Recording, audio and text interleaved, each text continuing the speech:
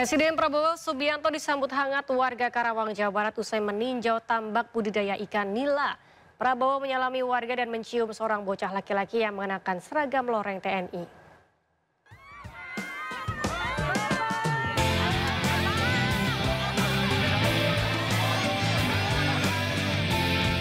Presiden Prabowo Subianto menyapa hangat warga Karawang, Jawa Barat usai meninjau tambak budidaya ikan nila. Warga berebut untuk bisa bertemu secara langsung dan bersalaman dengan Presiden Republik Indonesia ke-8 itu. Di momen ini Prabowo berhenti dan mencium seorang anak laki-laki berbaju loreng seragam TNI yang digendong di pundak ayahnya.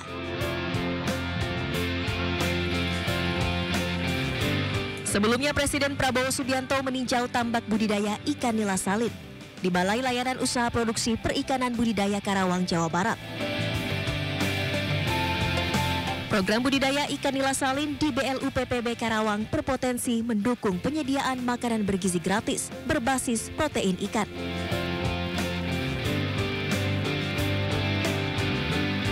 Hal ini sejalan dengan upaya pemerintah untuk mengatasi stunting dan meningkatkan kualitas gizi masyarakat.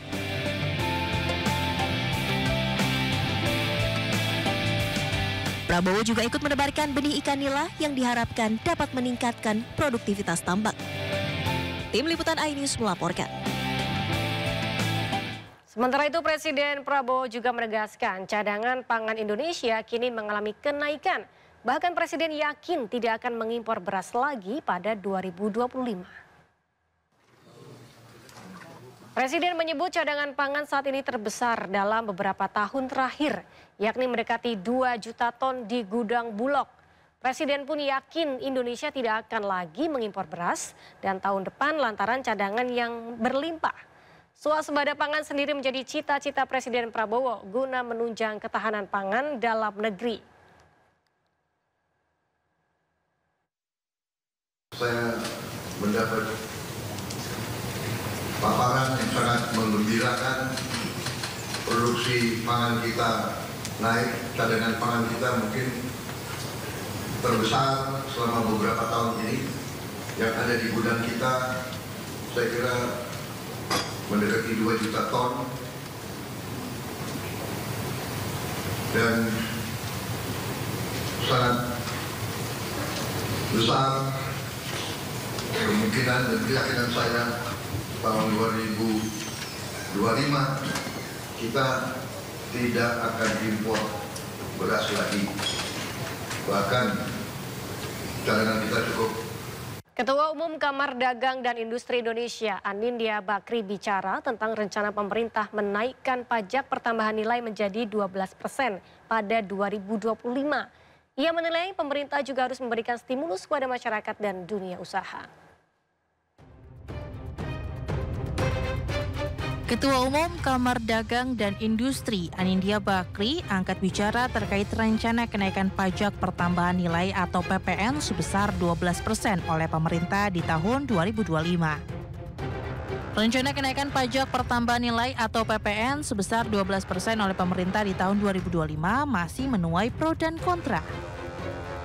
Anindya Bakri, Ketua Umum Kadin Indonesia, menegaskan bahwa kenaikan tarif PPN menjadi 12% harus diiringi kajian matang untuk memitigasi dampaknya terhadap daya beli masyarakat dan kelangsungan bisnis. Ia menegaskan pemerintah perlu memberikan stimulus atau program pendamping kepada masyarakat dan dunia usaha. Jadi dari Kadin tentu akan memikirkan bagaimana ya kalau bisa ditunda satu hal, tapi kalau ingin suatu saat pun naik, program pendampingnya apalagi. Karena supaya bukan saja dari sisi perpajakan yang kita mengerti untuk menaikkan pemasukan kepada negara, tapi juga insentif-insentif apa yang bisa didapat di dunia usaha supaya bisa terus berkembang. Karena memang kita mesti akui bahwa perekonomian sekarang baik, tapi juga banyak tantangan. Dan terutama karena tantangan di luar negeri, global, akan ada perang tarif dan juga perang beneran juga ada. Anin menambahkan meskipun perekonomian Indonesia saat ini masih terjaga baik, Anin memastikan bahwa Kadin akan berfokus pada antisipasi terhadap dampak dari kebijakan tersebut. Sebab kenaikan PPN sendiri berpotensi akan berpengaruh terhadap aktivitas perekonomian domestik, termasuk membuat harga sejumlah produk ikut naik.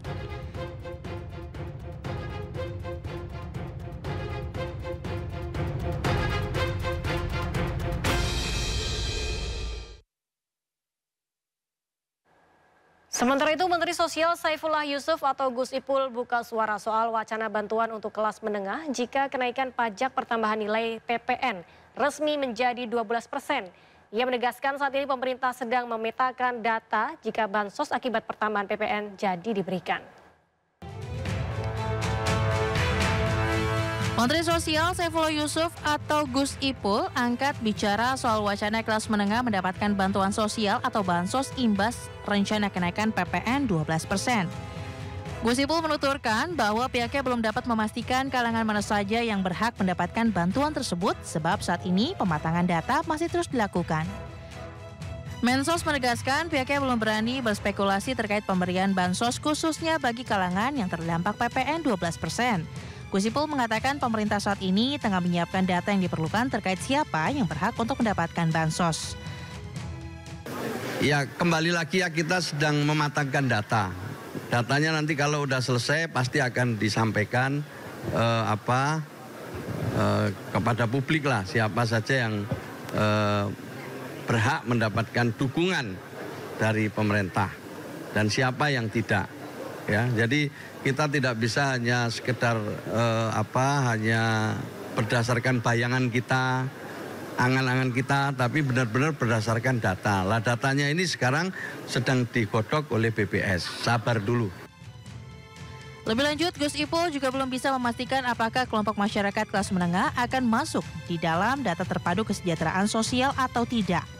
Sebab data kelompok masyarakat bersifat dinamis. Ia menambahkan jika ada program bantuan, sejumlah instansi akan terlibat dalam pemberian bantuan, salah satunya Kementerian Sosial.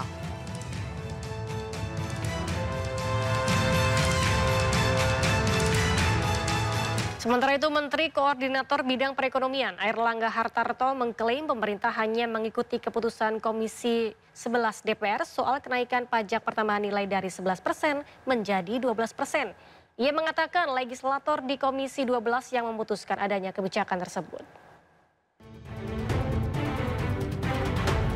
Menteri Koordinator Bidang Perekonomian Airlangga Hartarto mengatakan untuk tidak menyatakan ihwal kepastian peningkatan pajak pertambahan nilai menjadi 12% pada 2025 kepada pemerintah. Menurutnya, masyarakat justru harus menanyakan hal tersebut kepada Dewan Perwakilan Rakyat melalui Komisi 11 yang memiliki lingkup tugas di bidang keuangan dan perbankan. Airlangga menegaskan Komisi 11 merupakan pihak yang memutuskan PPN menjadi 12% tersebut dan pemerintah mengikuti keputusannya. Tadi saya sudah sampaikan kalau untuk PPN tadi saya beri kuasa pada anggota Komisi 11 yang ada di DPR, yang ada di Kadin. Sekedar informasi, pemerintah berencana menaikkan tarif PPN dari 11% menjadi 12% mulai 1 Januari 2025. Kebijakan tersebut sesuai dengan amanat Undang-Undang Nomor 7 Tahun 2021 tentang harmonisasi peraturan perpajakan. Di sisi lain, DPR justru mengatakan menunggu itikat baik pemerintahan Presiden Prabowo Subianto untuk mengajukan pembatalan atau penundaan kebijakan kenaikan tarif PPN menjadi 12% yang akan mulai berlaku pada 2025.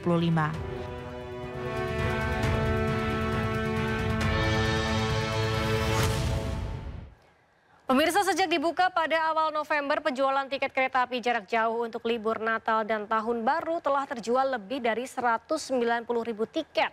PT KAI Daob 1 Jakarta telah menyiagakan lebih dari 1.000 jadwal perjalanan kereta.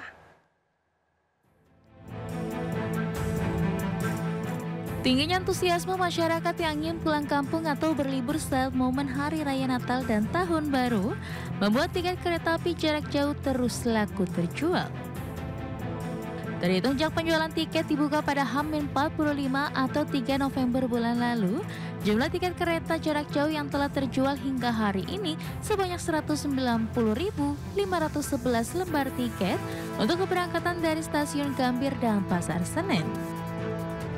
PT KAI Daob 1 Jakarta sendiri telah menetapkan masa angkutan Natal 2024 dan Tahun Baru 2025 yang berlangsung selama 18 hari mulai 19 Desember 2024 hingga 5 Januari 2025.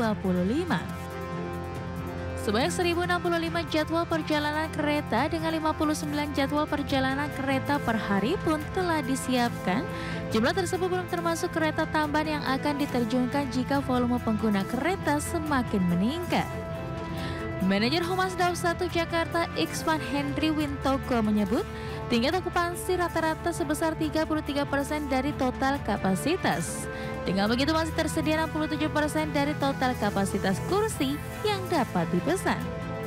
Untuk penjualan tiket telah dilakukan mulai dari tanggal 3 November 2024 atau H-45 sebelum jadwal keberangkatan. Untuk ini terpantau pada hari ini penjualan sudah mencapai 190.000 lebih. Masa angkutan Nataru telah dilayani kepada para pelanggan yang sudah membeli tiket. Alokasi tempat duduk yang kami sediakan kurang lebih sebanyak 580.000 sekian telah kami siapkan. Bagi Anda yang berencana melakukan perjalanan keluar kota pada momen Nataru, Anda bisa melakukan pemesanan tiket melalui aplikasi Akses by KAI atau kanal resmi yang bekerja sama dengan KAI.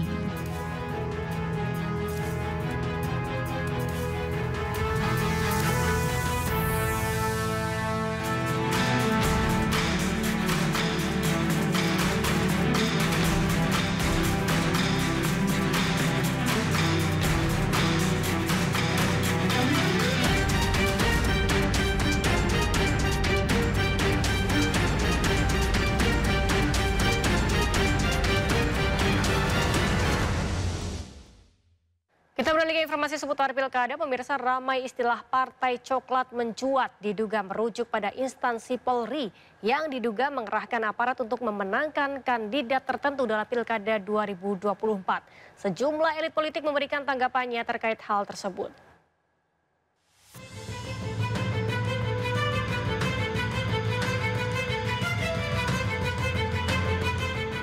Netralitas aparat dalam kontestasi pemilihan umum kembali dipertanyakan. Istilah partai coklat diduga merujuk pada instansi Polri. Salah satu yang kencang menyuarakan soal istilah partai coklat, yakni anggota Komisi 1 DPR RI, Yoyok Rio Sudibyo. Hal tersebut disampaikan secara terbuka di forum rapat Komisi 1 bersama Menteri Pertahanan Syafrin Syamsuddin dan Panglima TNI Jenderal Agus Subianto. Di media ini yang lagi kencang-kencangnya ini Pak, katanya ada partai baru. Apa partai baru? Partai coklat. Nggak mungkin kalau kita nggak tahu kok.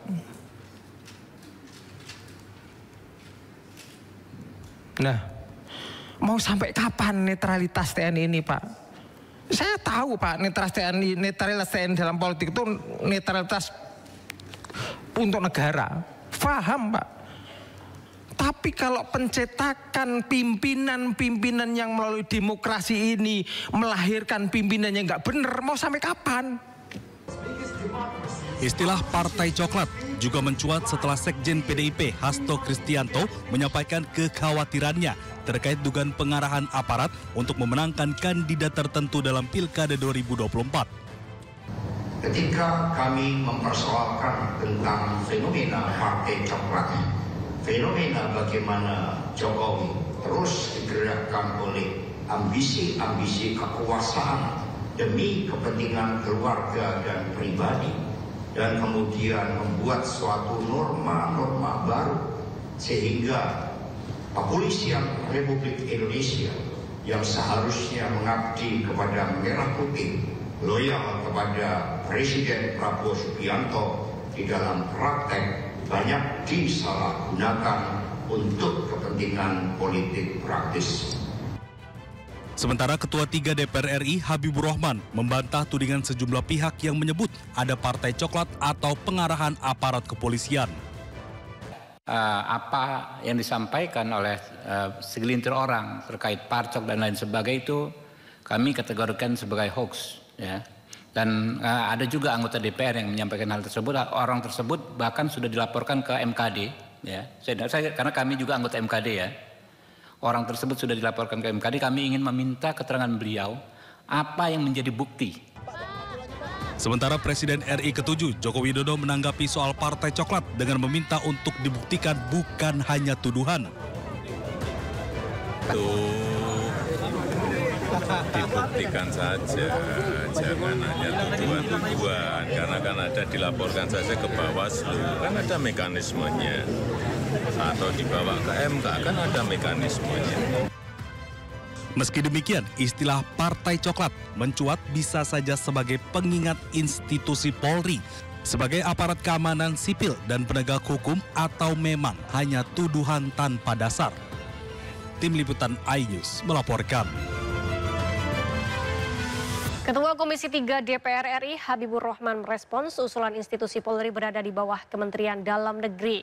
Menurut Habib, usulan tersebut ditolak mayoritas fraksi di Komisi 3 DPR. Namun demikian, Wakil Ketua Umum Partai Gerindra tak menyebut fraksi mana saja yang menolak maupun yang setuju atas usulan tersebut. Sementara anggota Komisi 3, Jazilul Fawait, tak sepakat dengan wacana menjadikan Polri di bawah Kementerian Dalam Negeri. Wakil Ketua Umum PKB ini menyebut yang perlu dibenahi adalah kultur yang ada di internal Polri, bukan posisi strukturnya. Sebelumnya kedua Ketua DPP PDIP Dedi Sitorus mengusulkan agar institusi Polri kembali berada di bawah kendali Panglima TNI atau Kemendagri. Usulan ini disampaikan sebagai respons atas hasil Pilkada Serentak 2024 yang diindikasikan melibatkan pengerahan aparat kepolisian secara tidak netral. Saya pikir itu perlu kita matangkan lagi ya, kita godok lagi. Yang penting hari ini kepolisian yang dibangun itu kulturnya, budayanya. Supaya mulai dari rekrutmen kultur itu yang diperbaiki, bukan strukturnya. Misalkan kepemimpinan di kepolisian harus urut kacang, rekrutmen harus profesional, penjenjangan karir juga harus meritokrasi. Saya pikir itu penting.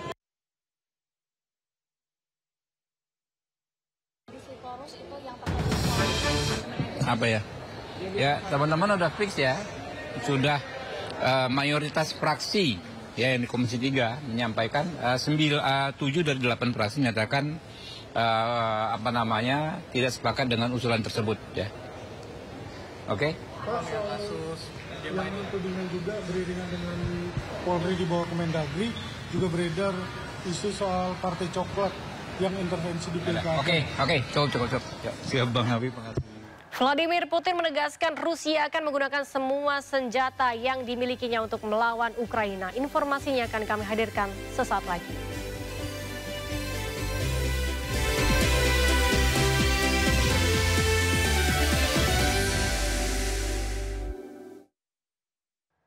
Dan pemirsa, informasi tadi sekaligus mengakhiri Sindo malam hari ini. Anda bisa mendapatkan informasi terkini dan terbaru melalui portal yang menghadirkan berita daerah, berita nasional dan berita internasional lengkap di sindonews.com. Mari berbagi untuk masyarakat yang terdampak bencana di tanah air melalui MNC Peduli dengan berdonasi pada rekening di bawah ini atau melalui scan QR dengan aplikasi uang digital Anda. Dan akhir kata pemirsa, saya Galuh Pandu beserta kerabat kerja pamit undur diri. Selamat malam dan sampai jumpa.